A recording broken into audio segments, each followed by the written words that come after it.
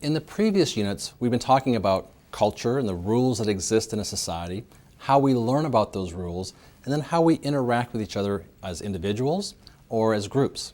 And the idea here is that people who live in a society expect people to act certain ways, and that's what defines what a culture is. And that's what defines what a society is. People acting in ways that are expected. But many times people don't follow the rules. People act deviantly. They violate the norms that are expected of them. In this unit, we're going to be looking at why people violate these norms. And we're going to look at the consequences for people who violate these norms. We're looking at something called deviance and crime, understanding the distinction between the two, and then we're going to look at the criminal justice system, which is the formal way of sanctioning people who commit crimes. Deviance describes behavior by people who are violating the norms of their culture, people who are acting against those rules. Because deviance is socially defined and culture changes over time, as we learned in earlier units, deviance changes over time, or what is defined as deviant behavior changes over time. Think about the act of getting a tattoo. In some cultures, getting a tattoo is expected. In fact, not having a tattoo would be seen as deviant in those cultures. In other cultures, getting a tattoo is defined as a deviant behavior, and people who have a tattoo are seen as deviants. They're violating the social norms of that culture.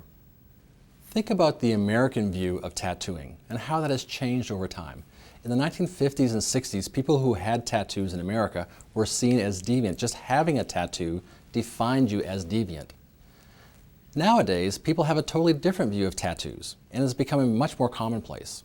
The tattoo example is an excellent way of also looking at the distinction between formal deviance and informal deviance. Informal deviance are violations of cultural norms that are sanctioned or controlled by society, but not by the government. So if someone does something like get a tattoo, their mother may say, "I can't believe you got a tattoo." That's an informal sanction. It's not a crime to get a tattoo, but it's a deviant behavior, and we sanction that informally. But in some states, it actually was a crime to get a tattoo. In fact, in Oklahoma, before 2006, you couldn't legally get a tattoo in the state. You had to go to Texas or to Kansas or Missouri to get a tattoo because it was against the law. There was a statute that forbade it.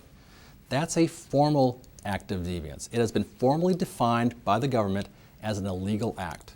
The distinction between deviance on the one hand and crime on the other hand is that crime is a formally defined act that has a written down statute and has a punishment that's associated with it.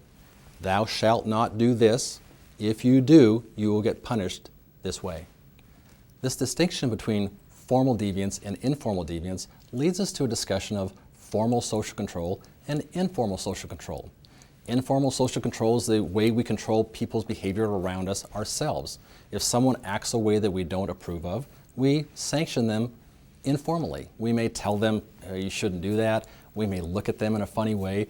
And the idea here is we let them know that they're acting in a way that we believe is deviant. Formal social control represents the actions of the government, a government agency, a police agency, whose job it is to find people who are committing crime, to arrest them, and then take them into the criminal justice system to isolate them from the rest of society, and then punish them or rehabilitate them. The formal social control mechanism that we typically study is called the criminal justice system. The criminal justice system is composed of the police, the court system, and the correctional system. The purpose of this system is to enforce the criminal code, the formal rules that the culture has created, to make sure that people follow the rules. All right, we've been talking about people who are violating norms.